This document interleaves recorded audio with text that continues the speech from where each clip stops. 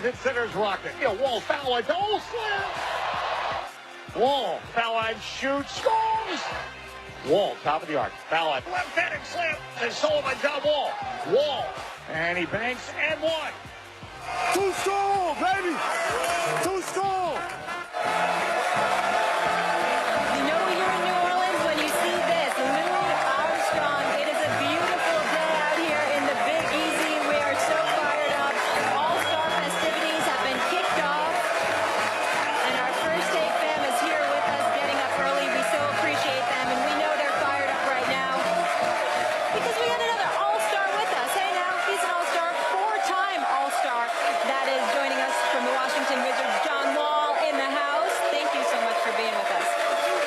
Can't hear anything, huh? Nah, I can't hear nothing. Congratulations on being an All-Star again, and thank you so much for being with us. Oh, thanks for having me. So you're representing the Wizards, but your teammate, Bradley Beal, not an All-Star. Should he have been? Oh, I think so. He's having a heck of a year this year. He's been healthy for us, and without him on the court, I can't be the player I am. The other guys can't be the player they are, so I think he should have got the nod to take Kevin Love's spot. I'm seeing something a little bit different. I want to say to the audience here and nationwide, I'm so happy that you're on this show today because one of the things that I've been talking about for the last weeks, I've made it a point to watch Washington Wizards game more so than ever before.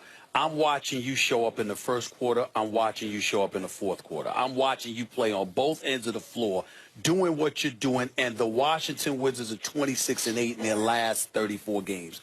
I'm looking at you right now. I consider you to be one of the premier guards in the entire NBA who's gone widely unnoticed. Do you feel that way about yourself? Do you feel that you're just starting to get the recognition that you deserve?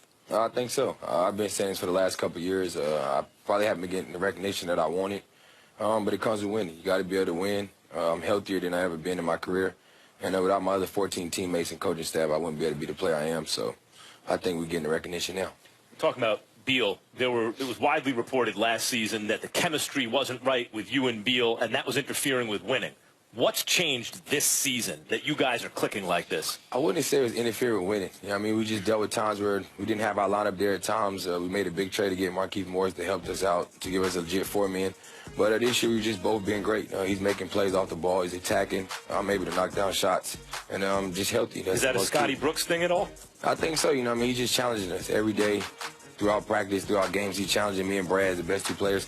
And he's holding everybody accountable. Because you built a defensive reputation. Not only are you the fastest player in the league with the ball, and you're great changing pace and an incredible passer, but you built a defensive reputation, and reports were that earlier in this season, his coach called you out for your defense, and the film room said you are the worst defender on the team by far. What did that do to you, and what effect has it had?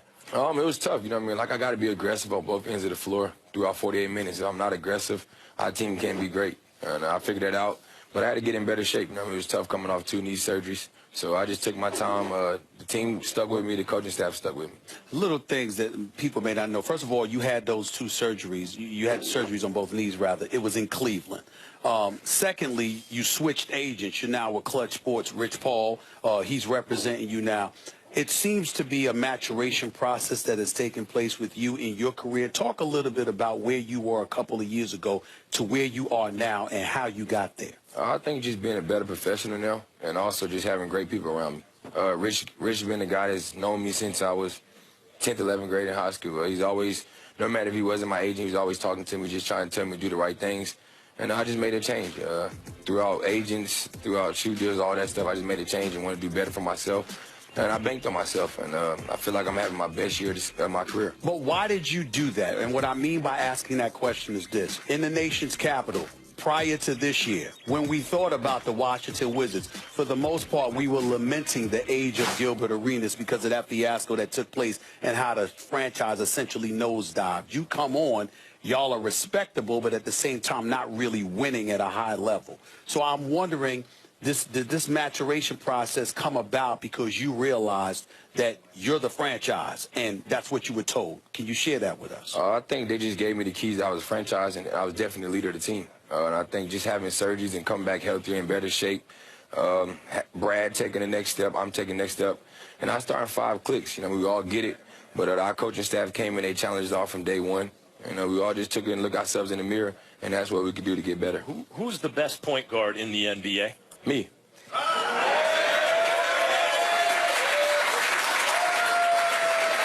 Hold on. You might be. There are a bunch of candidates, including Westbrook and Steph and Kyrie, and you're right in that class. What is it going to take for others to recognize you as the best point guard in the NBA? Well, I think everybody get to see me now. I mean, we've been on TV a little bit lately, more than we have. But I think I've been doing the same thing, but I'm just doing it better this season, and I'm doing it on both ends of the floor. I just feel like I'm an all-around point guard. Realize doing something better is not doing the same thing. It's doing better. You're doing better. Well, Right. the thing that interests me, what I love about what I'm seeing from the Washington Wizards this year that I sense is a little bit different, I want to ask you about this. I don't get the impression that y'all just want to win. I think y'all want Cleveland. I think you want Cleveland. I think that if you got to the Eastern Conference Finals and Cleveland wasn't standing there waiting for you, you would be disappointed. Am I wrong in getting that impression from y'all? Oh, you're absolutely right. You know, I mean, that's the team everybody got to beat in the East, and we feel like we got an opportunity to see those guys. And we just got to finish the second half of the season strong and see where the playoffs happens. That Cleveland game you guys played recently was probably the best game of the NBA season so far. What was it like to be in a game like that? How would you compare it to your playoff experience, for example? It's probably the best game I ever played in the NBA. It was probably better than a playoff game. Just so much going into it. We won 17 straight games. They're the hottest team. I mean, they're a great team in the East that everybody's trying to go out and beat. And went down to the wire with LeBron making a heck of a shot. You do realize that you just said that you're the best point guard in the NBA. You do realize that that means if you get what you want, you're going to be going up against Kyrie Irving. You don't have any issues with that whatsoever. Nah, I like those matchups. Brings out the best in anybody. He's a heck of a player. He leads his team with LeBron and those guys, and he's been in that position where he made big-time shots in the playoffs and helped them win the championship. One of the reasons that I like you guys to get to the conference finals is as much as the game has changed, it's spread pick and rolls and everything, and it's not as much of an ISO game, and the old-timers, like who takes the last shot and all that, to me it still does come down to, among competitive teams, who has the best player. So, for example, you guys against Toronto, there's no one as good as you on Toronto. But in Cleveland, there are a couple dudes, especially LeBron James, the best player in the world. What do you have to do to lead your team, not just to compete against those guys, but to victory against those guys? You know what I mean? You got a guy like LeBron James, you're not going to stop him. You just got to try to make it tough for him. But as long as our guys go into every game, understand we got a chance to win and play with a lot of heart, that's all you can ask for. Tough question coming. Do you sense a little bit of vulnerability in the Cleveland Cavaliers? Do you think that they're right to be had, particularly with an injury to Kevin Love, with talk about trades that haven't materialized yet? Do you think this is the time that the Cleveland Cavaliers are destined to get knocked off? When you got a guy like LeBron James, you can't say that. You know what I mean? He's the best player in the world. He's proven what he can do with having great stars around him, without having great stars around him. He's going to do what he got to do to help that team win.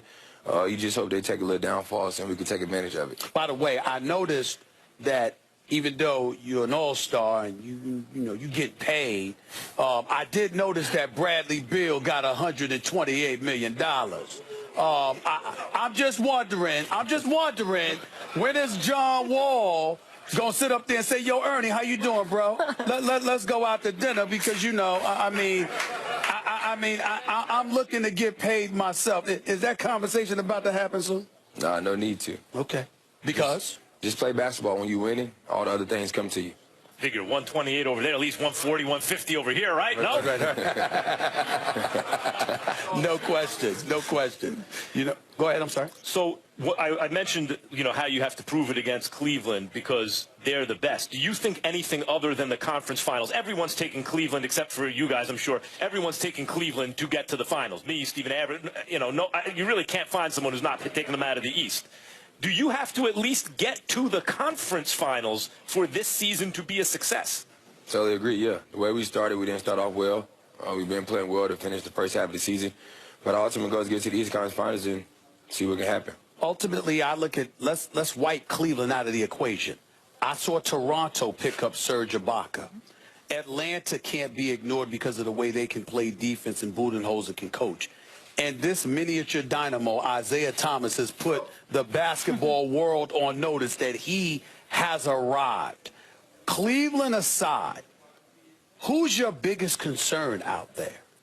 You got a Toronto that's a tough team, but I like the Celtics. They have a great coach in Brad Stevens. Isaiah's a heck of a player, having superstar-type season, and their team, they can defend. They defend very well, and they have guys that can play, so I feel like the Boston Celtics. By the way, I don't know if you've heard the quote from John Calipari. He believes your coach in college at Kentucky, he's on the record saying he could have an all-Kentucky NBA team. Y'all could win the championship. Carl Anthony Towns, Anthony Davis, DeMarcus Cousins, Eric Bledsoe, et cetera, et cetera. Do you agree with that? Yeah, that's a tough team.